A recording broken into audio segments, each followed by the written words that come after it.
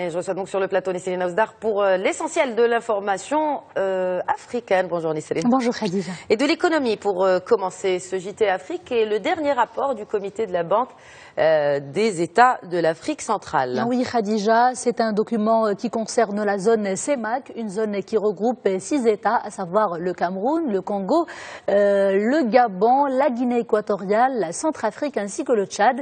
Et bien pour cette année 2016, le taux de croissance dans cette région est fixé à 2%, une tendance baissière par rapport à l'année dernière. Elle s'explique par la persistance des effets collatéraux de la chute des cours mondiaux du pétrole.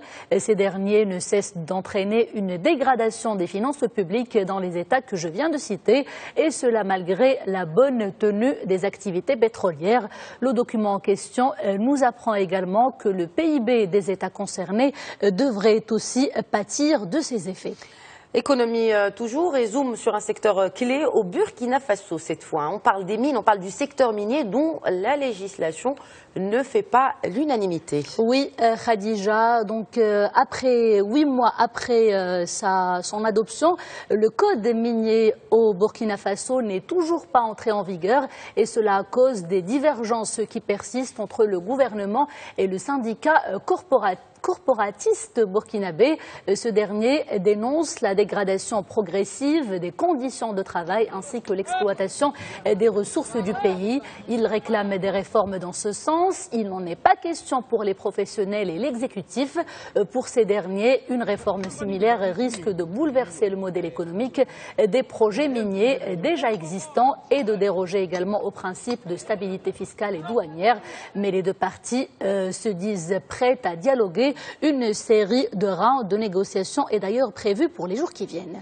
Politique, cette information qui nous parvient du Gabon, le principal parti de l'opposition ne se présentera finalement pas candidat à la présidentielle. Ou deux candidats plutôt à la présidentielle. Tout à fait. L'Union nationale au Gabon ne compte pas investir un candidat pour les prochaines élections gabonaises. Cette décision a été prise à l'issue d'un congrès extraordinaire. Le chef de l'État sortant, Ali Bongo, est pour rappel candidat à sa propre succession. Il a le soutien d'une grande partie de la population et les sondages le donnent déjà grand favori.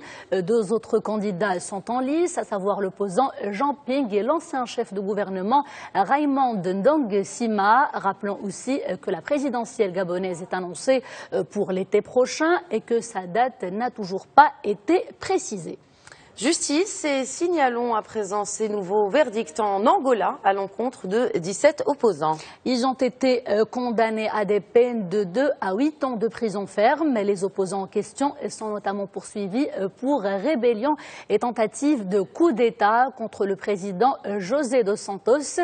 Ces verdicts ont été annoncés après un procès fleuve, un procès très mouvementé et surtout très médiatisé et critiqué. Plusieurs organisations des droits de l'homme dénoncent un procès politisé et manquant de transparence. L'un des condamnés, on l'a appris ce matin, a entamé une grève de la faim de 10 jours.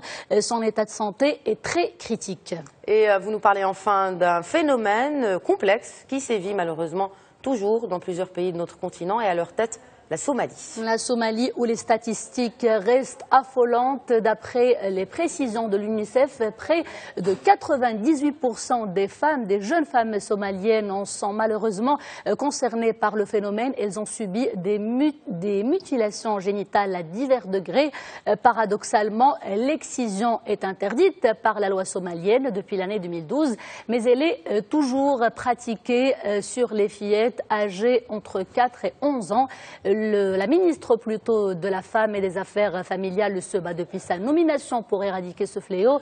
Et bonne nouvelle, elle a reçu hier soir un soutien de poids, celui du Premier ministre et de plus d'1 million de personnes qui ont signé donc une pétition pour en finir une fois pour toutes avec ce fléau social, pourvu que ces voix soient entendues, Khadija. Et c'est ainsi que l'on arrive à la fin de ce JT Afrique. Merci Nisseline.